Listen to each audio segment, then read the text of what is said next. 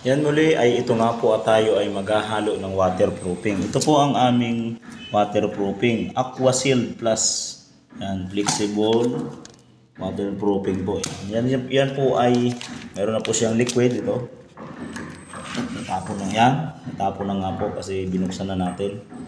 At ito yung kanyang may simento na rin po siya sa loob. Para po siyang ground. Tapon na nga po. Kasi binuksan na natin para hindi tayo mahirapan. Tapos, ito po ay lagyan nyo ng tubig ng semento muna. Semento. Kasi hahatiin lang po natin yan. Kunti lang po. Lagyan po siya mga kalahating kilo. Kalahating kilo po. Tapos, lagyan nyo rin po siya ng tubig. Tubigan nyo po siya. Yung semento, mix nyo po.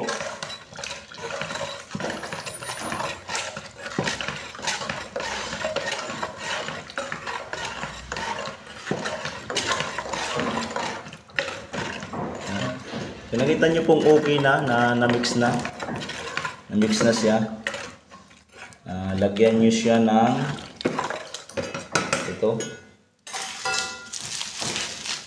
Ito na po yung kanyang simento. Hatiin nyo lang po ito.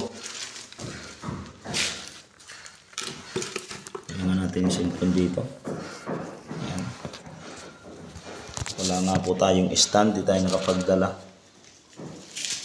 Ito po ay hatiin lang natin. Ayan. Hatiin lang po natin ito. Ito'y hatiin lang po natin ito kasi ito po ay 2 kilos. 1 kilo lang po ang halo natin. Hatiin nyo po.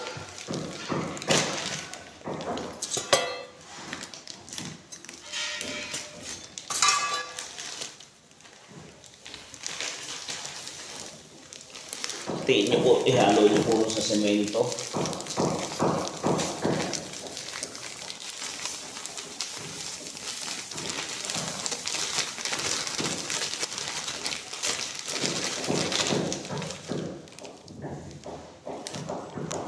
Saka tayong yan, at nilagay na po natin dyan yung kalahati.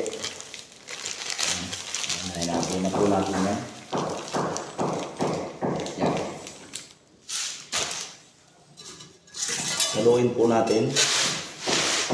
Haluin na natin ang loob. Ayun kamay. Similagkit.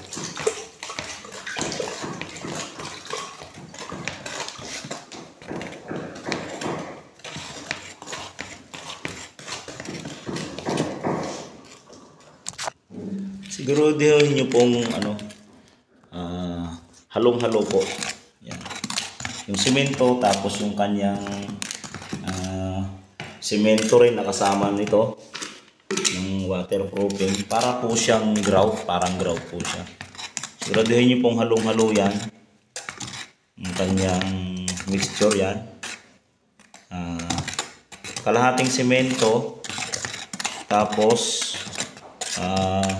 kalahating kilo din itong cement niya nakasama po doon. Yan. Taga nakita niyo pong halo na. Ihalo niyo po yung kalahati nito. Kalahati. Ihalo natin yung kalahati. Ayan, marami pa. Yan. Yan po yung kalahati niya. Yan. Halo na natin. Takpan na po natin. Yan po yung kalahati. Oh. So nyo, dagdagan natin yung konti.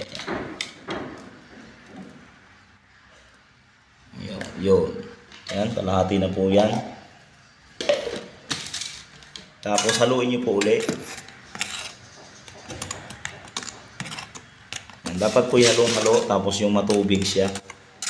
At pag nanigas po, pwede nyo po siyang dagdagan ulit ng tubig. Yan. Pwede nyo po siyang dagdagan ulit ng tubig. Yan, halong-halo na po siya.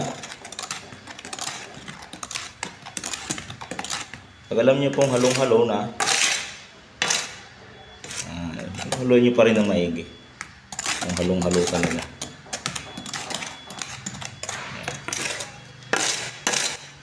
Kasi yung una naming pong ginagamit, ganito lang siya. Yung pinakatubig lang niya, tapos hinahaluan namin ng semento. Yung kalahati po nito, puno po ito ng ganito na liquid. Puno po ng ganyan liquid. Yung kalahati po nito, ay hinahaluan po namin ng 4 na kilong semento. Yung kalahati po nito, 4 na kilong semento. Ang napapahiran po bali nito ay 2 unit, 2 CR. Bali, first and second coating po, makapal na po yun. Yan. Kita niyo po. Yan. Yan nga po, tayo po ay magpapahid na ng waterproofing. At ito po ang ating gamit na brush, D4. Kita niyo po yan. Halong-halo na po yan. Dito po tayo mag-umpisa sa taas.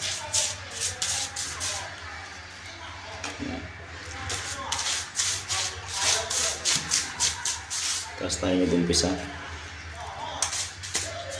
Yung mga gilid, kailangan po mga mataas po ang inyong pahid dyan.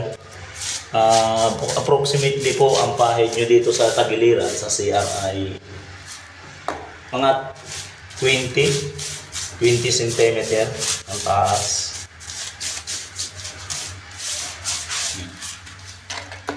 Pagpapahid nyo po ng waterproofing. Yan po ay 2 beses nyo ipapahid.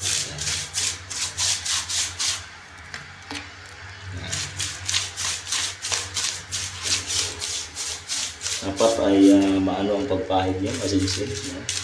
Ganyan.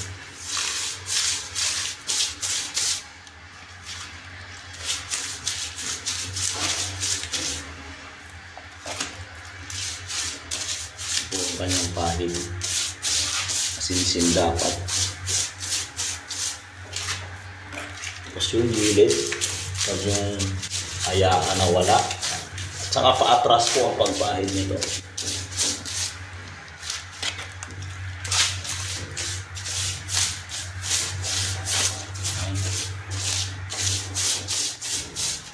At yan po ay seeking, papahiran pa po natin. Uubusin po natin yung isang balde na yan dito, 4 liters yung ating tinimpla. Iuubusin po natin dito sa CR yan. Yun lang po yan, tumulo. Meron po talaga. Tumutulo siya. Ito po kasi kaya angat na kaya, lalagyan po yan ng tubo ng tubig. Pero importante po yung flooring ay yun yung pong masinsin na malagyan talaga ng waterproofing. Gilid. Po ang tamang proseso dyan sa ating pag-lalagay ng waterproofing.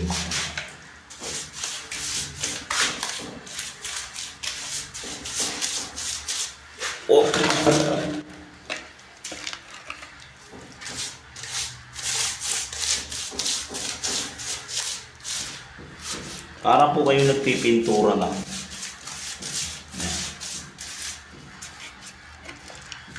Sahig ng wall o pader.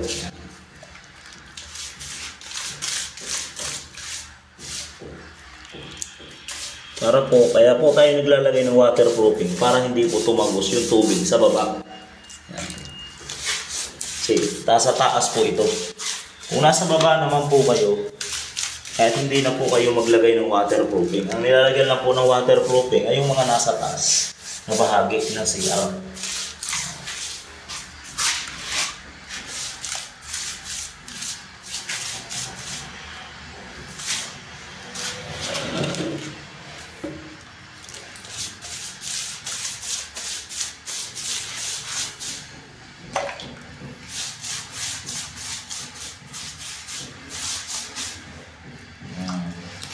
Yung mga gilid yung ganito, ang CR, yung may tubo, pukusan nyo po yan kasi Pwede pong mag-leak dyan sa gilid yung tubig.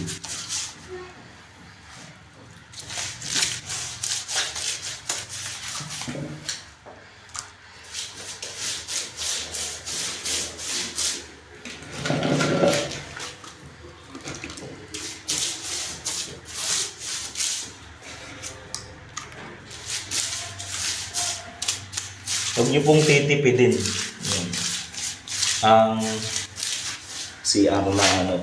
Nilagyan nyo ng waterproofing. Kasi po pag tinipid nyo yan, ay posible tumulo ang ating sahig. Tutulo sa baba. Dapat po, kung dapat nyo makapal yan, kung 2-3 beses nyo pahiran, kahit iubos nyo po yung 4 na litro dito na timplan nyo, ay iubos nyo po yung 1 balde dito sa CR. Kasi po iwasan natin po na tumulo ito sa baba. Kasi po ang tapat po nito ay kusina. Kusina po ang tapat.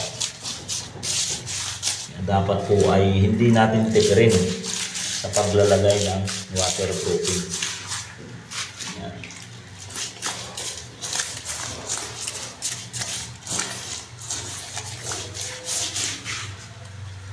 Kailangan pong lagyan natin ng waterproofing yan kasi tatagas po yan sa baba. May tiles pa po naman yan pero malay nyo po yung tiles ay kapak o hindi maganda ang pagkakabit. Kasi po ang tubig naghahanap po talaga ng madadaanan yan. Hindi nyo kayang pigilan ang tubig kasi tubig yan eh. Naghahanap po yan ng madadaanan yan. Ng mga butas-butas na semento. Dapat ganyan po ang pahid niya. Nakikita nyo na nakapal ang pahid niya. Yan, maganda ang pagkahagod niya.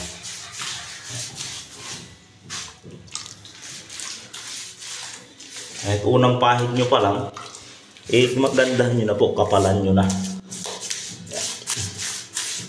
Para hindi kayo magka-problema pagdating na ang panahon. Kasi pagkatapos ng waterproofing, tatiles na po yan.